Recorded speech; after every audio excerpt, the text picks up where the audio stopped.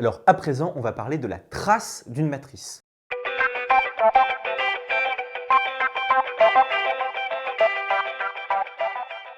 Alors déjà, je vais prendre A, une matrice carrée, ça c'est extrêmement important.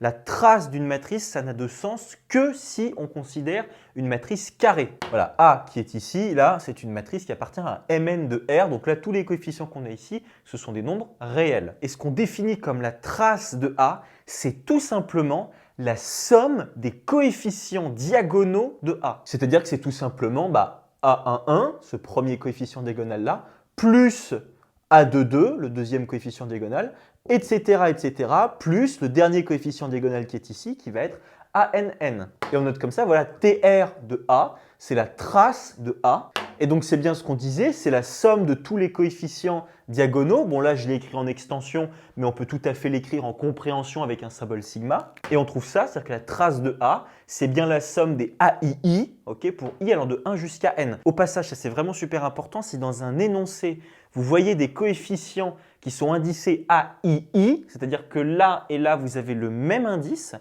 nécessairement, ça veut dire quoi?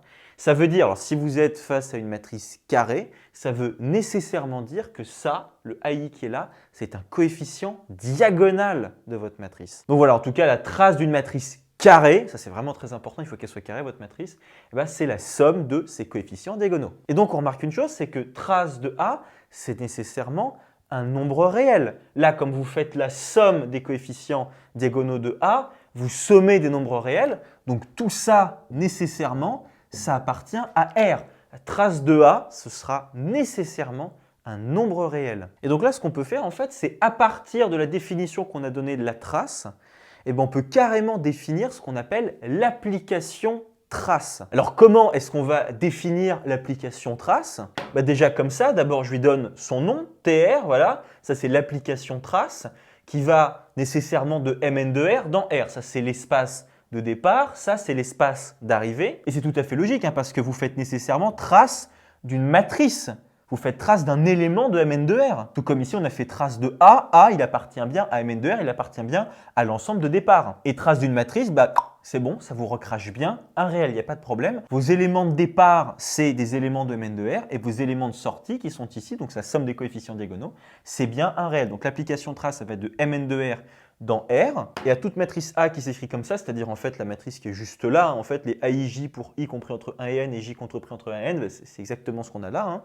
Ça va associer la somme des coefficients diagonaux de A, c'est-à-dire la somme des AII pour I allant de 1 jusqu'à N. Là d'un côté, vous avez bien une matrice de Mn de R et l'application trace, cette matrice, elle va associer le réel qui est ici, c'est-à-dire la somme des coefficients diagonaux de A, tout simplement. Et on a cette propriété-là, c'est que l'application trace, donc l'application qui est juste ici, c'est une forme linéaire sur Mn de R. Ça veut dire quoi? D'abord, la première chose, c'est que trace, elle part de Mn de R et elle nous rebalance sur R.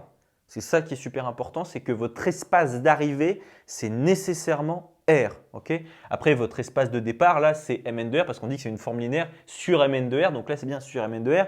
Mais une forme linéaire sur un espace vectoriel E quelconque, c'est une application linéaire qui va de E dans R. Donc, c'est l'espace d'arrivée qui est super important. Mais le deuxième élément qui est très important, et je viens de le dire aussi, c'est que la trace, là, donc c'est-à-dire l'application en question, elle est nécessairement linéaire. Donc, ça veut dire que vous avez trace de lambda fois A, c'est lambda fois trace de A, et trace de A plus B, ça fait trace de A plus trace de B. Et ça, c'est très facile à démontrer, et c'est même assez logique en fait.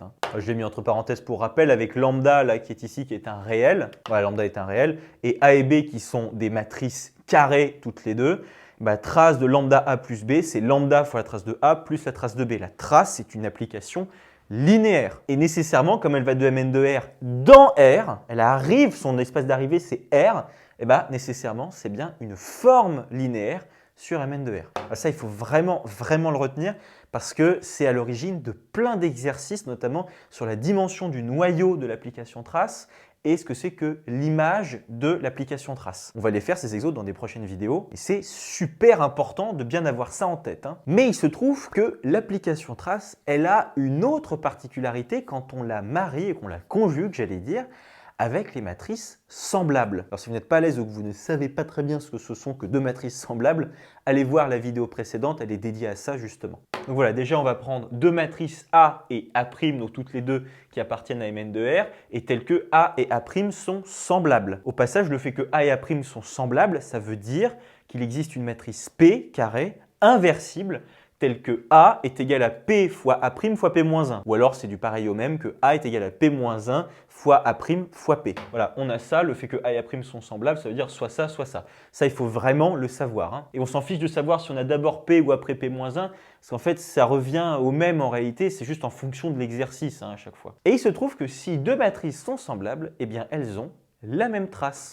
Voilà, vous avez ça, la trace de A est égale à la trace de A'. Et alors là, moi, ce que je vais faire, c'est que je vais exprimer A' en fonction de A à l'aide, par exemple, je vais prendre cette formule-là. Je vais dire que A est égal à P fois A' fois P-1. Voilà, je pars de cette formule-là et moi, je vais exprimer A' en fonction de A. Parce que là, en fait, on a exprimé A en fonction de A'. On dit que A, c'est P fois A' fois P-1. Bon, moi, je vais exprimer A' en fonction de A. Donc, je vais dire A', en fait, qu'est-ce que c'est A'? Si on part de cette formule-là, bah c'est P-1 fois A fois P. Voilà, ça donne ça. Pourquoi? Parce que si vous multipliez par P-1 par la gauche et par P par la droite, là, ça va vous faire la matrice identité des deux côtés. Donc, vous n'allez plus rien avoir ici, identité, identité. Et là, vous allez avoir P-1 par là. Et le P qui arrive par là, il est ici. C'est bon, A' est égal à P-1 fois A fois P. Et là, moi, ce que je vais faire, c'est que ce A' qui est ici, bah, je vais le remplacer par son écriture en fonction de A. Et on arrive à ce résultat-là. Voilà, la trace de A, c'est égal à trace de P-1 fois A fois P. C'est-à-dire que voilà, la trace d'une matrice, eh ben, c'est aussi la trace de P-1 fois cette même matrice fois P. Et peu importe la matrice P, du moment qu'elle est inversible. Peu importe la matrice P qui est inversible, eh ben, nécessairement, trace de A, c'est trace de P-1 fois A fois P. Et voilà. Et ça, cette propriété-là, elle revient mais tout le temps dans les exercices et dans les annales des concours. Il faut vraiment être très à l'aise avec l'application trace et aussi avec le fait que deux matrices semblables ont même trace et l'égalité qui est juste ici. Vraiment à le savoir sur le bout des doigts, ça, hein, vraiment.